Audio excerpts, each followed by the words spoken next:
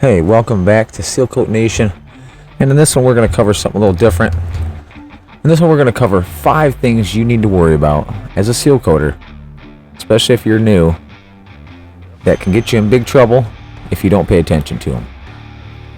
This list isn't necessarily exhaustive, but I did put a little thought into it. I asked a couple of guys what they thought, and between the few of us, we came up with a couple ideas of what we thought should be on the list. So here it is. We're going to start with one of the more important things, because if you don't watch this, everything else isn't going to matter, and that is the weather.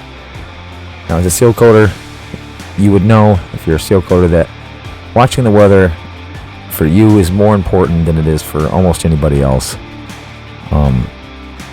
because your material washes away in rain, and it creates a huge mess when it washes away.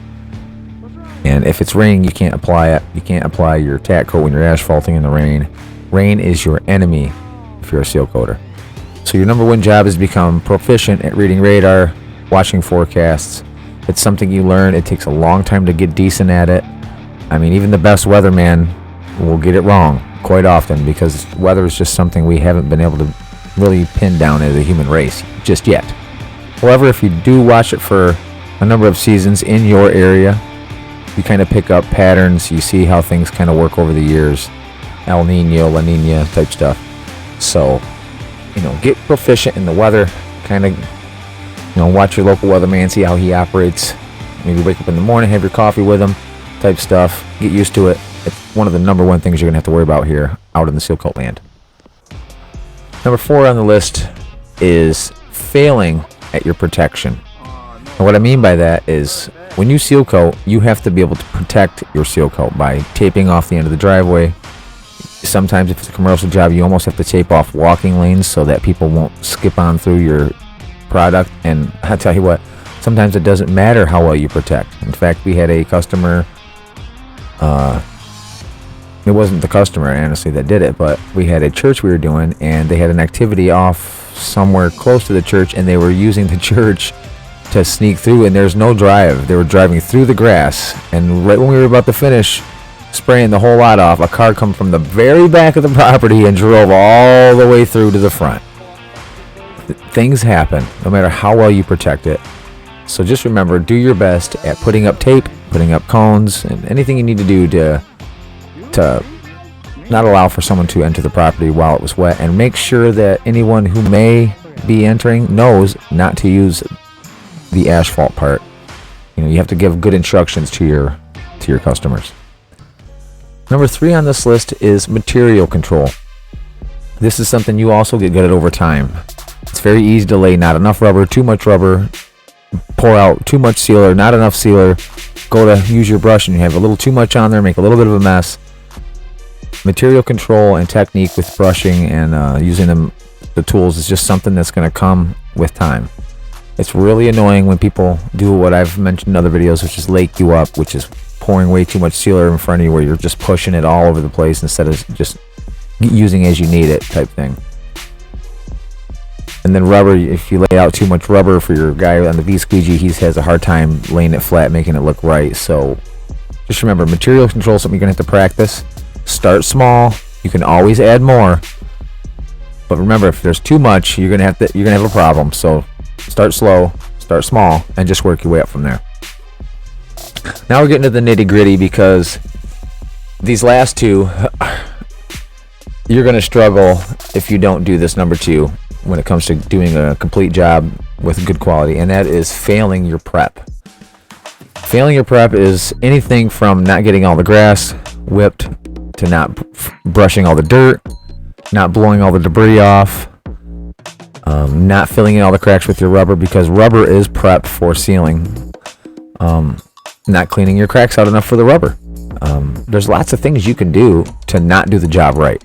There's only a certain list of things that you do. Like, you do this, your job's right. You scrub all the dirt off, you did the job right. You blow all the dirt and the rocks and all the debris off, you did the job right. You weed whip all the weeds out of all the places you need to, you did the job right. You fill all the cracks like you're supposed to with the correct amount of linear footage, you did the job right. You seal all that with all those things done correctly, you did the job right. Quality job if you didn't make a mess, right? Which gets us to our number 1 seal coater problem, and that's keeping clean. Believe me when I tell you, after decades of doing this, keeping clean is the hardest thing to do as a seal coater. You're basically walking in the stuff you're trying not to get on yourself. It's all over your tools. It's all over everything. Okay? Now you get used to managing this mess. It's like a controlled chaos. You use gloves. You wipe yourself off. You keep rags around. Sometimes you just don't give a crap anymore. You just let it be on you. Just don't touch anything. And that's another thing. You have a hard time not touching things. So keeping clean it's going to be a struggle that you're going to deal with as a seal coater no matter how hard you try. That's why you want to have carpet for when you step off at the end. You're not leaving footprints anywhere. Or just have another set of shoes that you can just pop on and off at the end that are clean. So you can put your dirty shoes on your trailer or whatever. Just remember, you're going to have a way to keep from getting what you're playing in all over everything else. It's a lot harder than it even sounds. I can't even describe to you how hard it actually is. I can't even put it in words. But there it is. There's your non-exhaustive list of 5 of the things you're going to have to struggle with as a seal coater. 5 wasn't necessarily something you will struggle with the weather, but it's something you can actually learn to be better at, so the struggle is less. And just remember, if in doubt, can it out. Don't even worry about the day. Get rid of it. Move on to the next day. Reschedule. Most people who do this know that the weather can play havoc on it, and they don't want you to do it anyway. They might think they do, but trust me, they don't. So, quick recap. You're going to want to check the weather before you start. You're going to want to make sure you prep everything right, cleaning, knocking back the edges, everything like that. You're going to want to control the material you're using. Don't overdo it. Start small. Figure out what you need as you go. Keeping clean the whole time as best as you can. Remember, that's one of the biggest struggles. And at the end, don't fail to protect your product by taping off the driveway, making sure that all the walkways are inaccessible that may go into your driveway so that it has the proper time to cure and dry. If you follow these easy steps, these overall process items, it should ensure that you have a perfect driveway seal coated every time. So again, thank you for watching. Thank you for listening to my my little tips and my little tidbits for you. I hope they help you out in your endeavors. And we will see you out there on the flat black on the next one.